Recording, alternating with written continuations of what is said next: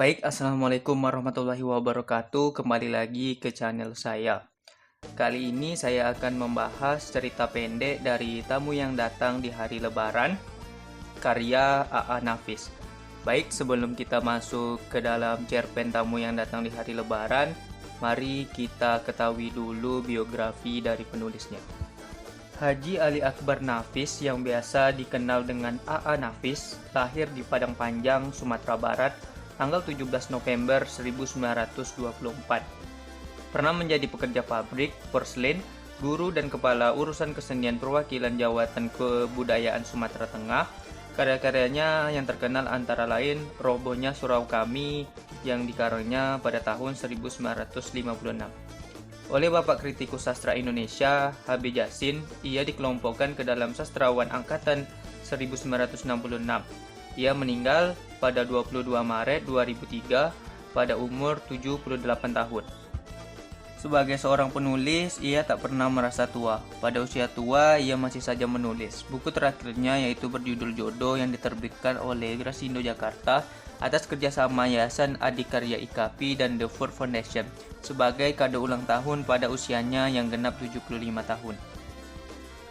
Nah, seperti yang saya katakan tadi, salah satu karya A.A. Nafis yang terkenal yaitu cerpen Robohnya Surau Kami. Cerita pendek Robohnya Surau Kami tentu tak asing bagi kita. Cerpen ini berkisah tentang seorang marbot yang sudah tua dan dipanggil kakek. Kehidupan kakek hanya digunakan untuk beribadah, tanpa bekerja. Nah, dari cerpen Robohnya Surau Kami, kita sudah mendapat gambaran mengenai tema yang diangkat oleh A.A. Nafis, yang berpusat pada persoalan kesolehan dalam memaknai dan menjalankan tuntunan agama, atau bisa juga disebut dengan religius, dengan dibumbui kritik terhadap Indonesia. Serupa tapi tak sama, A.A. Nafis dalam cerpen Tamu yang Datang di Hari Lebaran rupanya masih mengangkat tema besar seperti pada cerpen Robohnya Surau Kami. Kritik juga bertebaran di sana-sini di dalam cerpen. Jika Robohnya Surau Kami menyoroti hal progresif terhadap Tuhan, surga dan neraka, Tamu yang Datang di Hari Lebaran menyoal kodrat Tuhan yang dibalut dalam suasana Lebaran. Kritik terhadap Indonesia juga masih ada, khususnya terhadap budaya Lebaran dan pemimpin.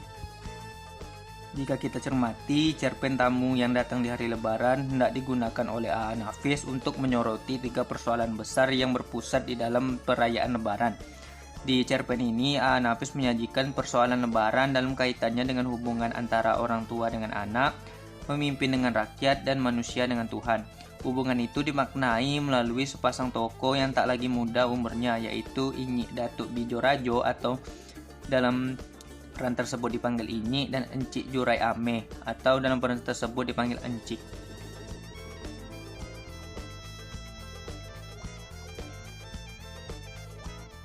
Pesan tersurat pada cerpen Tamu yang Datang di Hari Lebaran yang pertama yaitu hubungan antara orang tua dengan anak, di mana 6 orang anak yang sudah memiliki rezeki melimpah namun tidak menyempatkan pulang ke rumah orang tuanya di hari Lebaran, hingga salah satu orang tuanya meninggal tepat di malam hari Lebaran.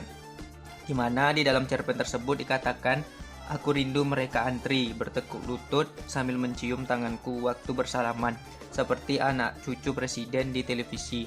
Terharu aku melihatnya. Tuhan telah mengabulkan doaku, semua anak-anakku pulang berlebaran. Oh, alangkah indahnya hari raya sekali ini. Terima kasih Tuhan, terima kasih juga seandainya ini hanya mimpi terakhirku." Selanjutnya yaitu hubungan rakyat dan pejabat. Banyaknya para pejabat yang open house dan para fakir miskin yang datang ke rumah pejabat, seolah-olah orang-oranglah yang meminta maaf kepada pejabat. Hal itu sesuai dengan pernyataan A.A. Nafis dalam cerpen tersebut, yaitu setelah Idul Fitri jadi kebudayaan baru, bawahan dan orang miskin yang wajib datang ke rumah penguasa untuk meminta maaf. Penguasa akan merasa tidak pantas minta maaf kepada rakyat, meski kementarangan hidup yang mereka dapat, karena banyak orang-orang yang terlantarkan. Selanjutnya yaitu hubungan manusia dengan Tuhan. Tidak selamanya tamu yang datang di hari Lebaran orang-orang yang kita harapkan, tetapi bisa jadi adalah malaikat kematian, seperti yang menjemput tokoh seorang nenek yang bernama Encik.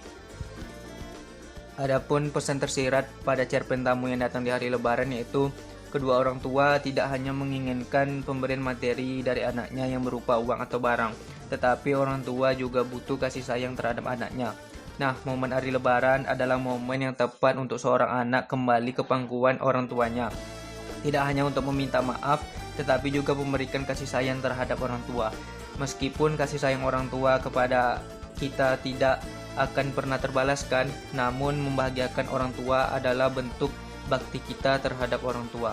Selain itu, hari Lebaran juga momen bagi kita untuk saling berbagi kepada sesama, terutama yang membutuhkan.